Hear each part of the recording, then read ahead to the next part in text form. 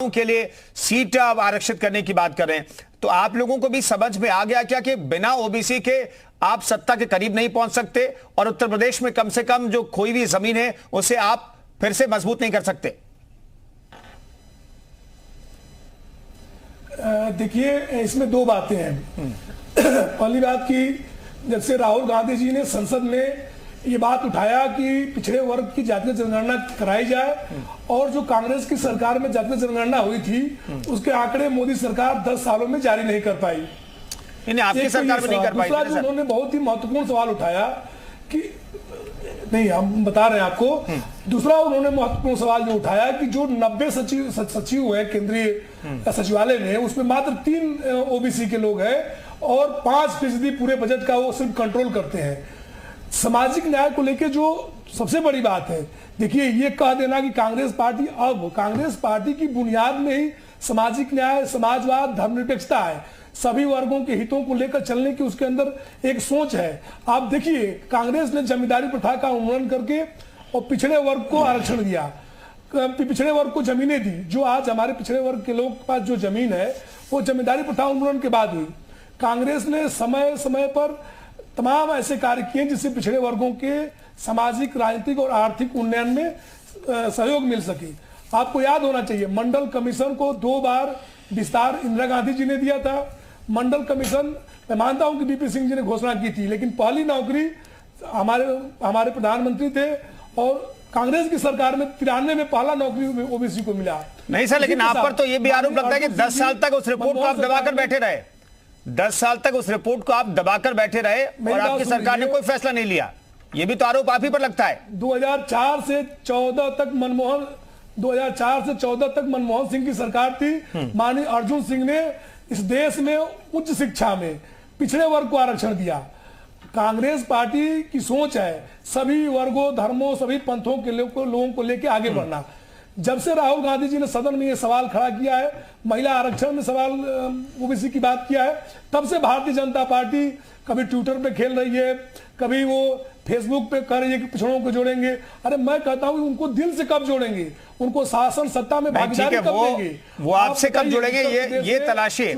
ये इस सवाल का जवाब तलाशिए कि वो आपसे कब जुड़ेंगे, क्योंकि उत्तर प्रदेश में तो स्थिति आपकी बहुत खराब है। सर मैं लौटता हूं, मैं आपके पास लौटता हूं दोबारा से। मनोज यादव जी हमारे साथ, कांग्रेस प्रवक्ता कह रहे थे, लेकिन हमारे साथ सुभाष यादव जी भी मौजूद हैं। सुभाष यादव साहब, पिछड़ों की जब बात होती है तो भी राजभर का जिक्र होता है, आपकी पार्टी का जिक्र होता है और आप बहुत हमलावर होते हैं, आप लोग बहुत हमलावर होते हैं अखिलेश यादव पर कि पिछड़ों का हक मार गए। लेकिन पिछड़ों की बात हर बार होती है।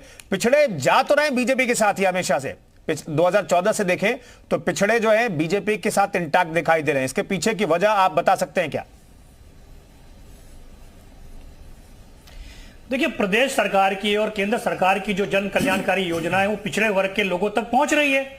इसी वजह से पिछड़े वर्ग के जो लोग हैं वो कहीं ना कहीं भारतीय जनता पार्टी के साथ में, एनडीए के साथ में इंटरेक्ट हो रहे हैं। लेकिन जिस प्रकार सुहेलदेव भारतीय समाज पार्टी की बात हो रही है, माननीय ओम प्रकाश राजभर जी की बात हो रही है, तो सुहेलदेव भारतीय समाज पार्टी और माननीय ओम प्रकाश राजभर जी पिछड़ों की राजनीति काफी अरसे से करते आ रहे हैं। लेकिन समाजवादी पार्टी और कांग्रेस के लोगों को मुझे समझ में ये नहीं आता कि जब जब चुनाव नजदीक आता है तभी इन्हें पिछड़ों की याद क्यों आती है। चुनाव नजदीक आने के बाद में और चुनाव जैसे ही बीत जाता वैसे ये लोग पिछड़ों को भूल जाते हैं। अरे भैया, जब सत्ता के अंदर थे तब आप पिछड़ों की याद क्यों नहीं करते?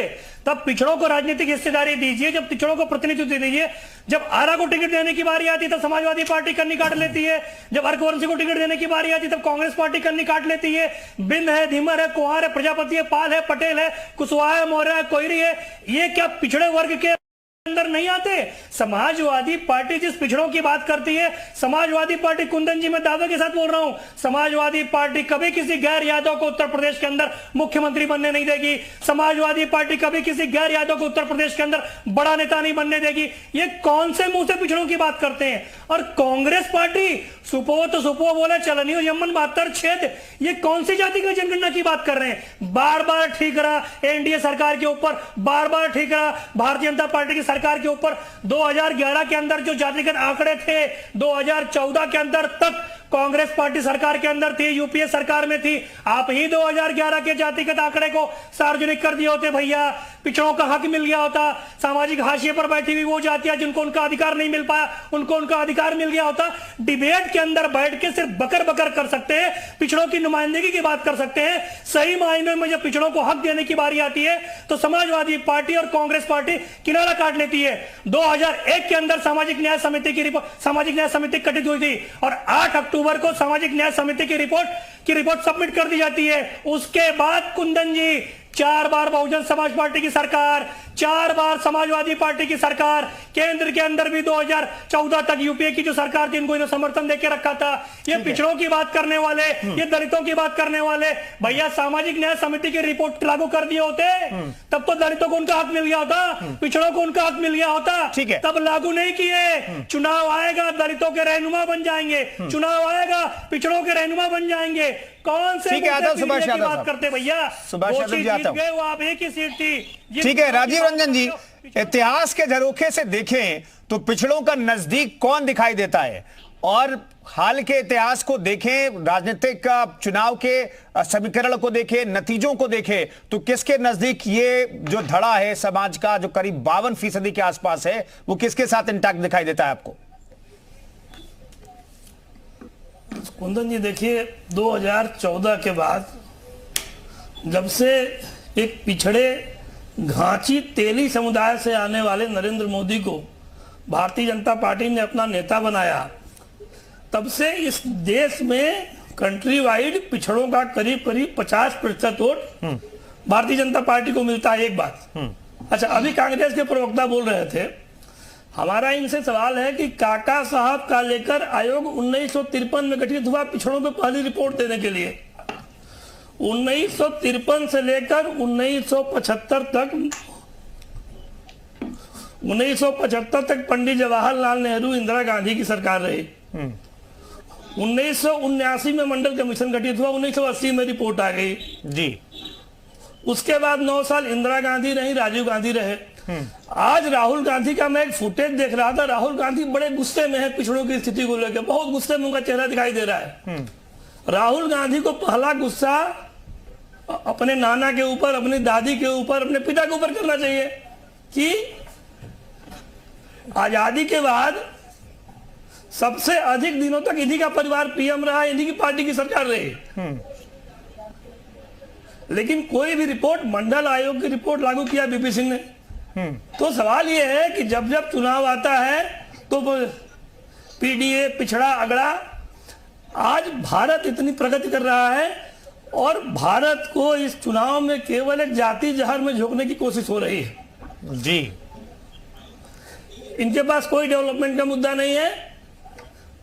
पिछले 1 से 1.5 साल से केवल पिछड़ा पिछड़ा पिछड़ा, सारे लोग सरकारों में रहे, सबको अवसर मिला, किसने क्या किया ये बताना चाहिए। आज राहुल गांधी बोल रहे हैं उनका परिवार सबसे ज्यादा दिन देश पर शासन किया, और जब चुनाव आता है तो पिछड़ों की चिंता उनको हो जाती है। तो सवाल ये है कि अब अपने अंदर झांके, उनकी पार्टी ने क्या किया, किस पार्टी ने क्या किया, और हिंदुस्तान 2023 में खड़ा है। आज विकास की बात करनी चाहिए, जातिवाद की बात नहीं करनी चाहिए, आरक्षण की बात नहीं करनी चाहिए। ठीक है राज, कह रहे हैं कि भाई 20-20 हजार वॉलंटियर बनाएंगे, सोशल मीडिया पर एक्टिव रहेंगे, घर घर जाकर के भी लोगों को जोड़ने की कोशिश करेंगे। इसकी जरूरत क्यों आप पार्टी को महसूस हो रही है? देखिए, भारतीय जनता पार्टी पहली पसंद रहती है ओबीसी समाज की, और चुनाव आ रहा है, चुनाव की तैयारी तो सारी पार्टी करती है, सबको करनी ही पड़ती है जी। तो घर घर जाके भारतीय जनता पार्टी की नीतियों को योगी सरकार और मोदी सरकार ने क्या जनता के लिए किया है, क्या ओबीसी समाज के लिए किया है, क्या गरीबों के लिए, उनको घर घर जाकर के बताएंगे, अपनी योजनाओं को समझाएंगे। 80 की 80 सीटें जीतनी है ना भाई। जब 80 की 80 सीटें जीतनी है तो जनता ही तो जिताएगी। जनता के बीच में जाएंगे, अपनी नीतियों को समझाएंगे। और ये जो ढोंग ढकोसले करते हैं ना, अभी बात कर रहे थे समाजवादी पार्टी के कि एक जाति का आरोप कोर्ट ने लगाया था, भाई हाईकोर्ट का आरोप था ये। हाईकोर्ट ने जांच की आदेश दिए थे, पूरा सबूत देखने के बाद कि अखिलेश यादव की सरकार में केवल एक समाज के लोग, उनकी अपनी यादव बिरादरी के लोग लगातार भर्ती होते थे जी। अनिल यादव जो कर्मचारी चयन आयोग के अध्यक्ष थे, उनके खिलाफ कार्रवाई हो रही है। कोर्ट ने जांच के आदेश दिए थे, कोई भारतीय जनता पार्टी की सरकार नहीं थी उस समय पे, कोर्ट का आदेश था। अब आप हाईकोर्ट को भी नहीं मानोगे आप आरोप प्रत्यारोपित करोगे योगी जी को, तो ये जनता है, ये सब जानती है, बहकाई भी नहीं आती। उसी का परिणाम है कि 2012 में सजी हुई थाली दी थी मुलायम सिंह यादव जी ने। 2014 हारे, 2017 हारे, 2019 हारे, 2022 हारे, 2024 हारेंगे, 2027 हारेंगे, 2029 हारेंगे, रिकॉर्ड बनाएंगे अखिलेश यादव हारने को। मैं बार बार इस बात को कहता हूं। और ओबीसी समाज हमारा समाज है भाई, हमारे साथ खड़ा हुआ है। उसने देखा क्यों साथ खड़ा है, क्यों फेवरेट है बीजेपी, क्यों फेवरेट है ओबीसी समाज का? बीजेपी सर्व समाज की पार्टी, बीजेपी केवल एक जाति की पार्टी नहीं है ना जी। बीजेपी में राजभर भी आएगा, बीजेपी में कुर्मी भी आएगा, बीजेपी में कुशवाहा भी आएंगे, बीजेपी में जाट भी आएंगे, बीजेपी में सारी जाति आएंगी। वो सब आकर के जब एक समाज का निर्माण होता है, हम समाज को तोड़ने का काम नहीं करते, हम समाज को जोड़ने का काम करते हैं। हमारी जिम्मेदारी है कि हम सबको साथ लेकर के चलें। सबका साथ, सबका विकास, सबका विश्वास, यही तो हमारे प्रधानमंत्री का नारा है। उसी पर हम लगातार काम कर रहे हैं। ठीक है, राजपाल कश्यप साहब जवाब दीजिए।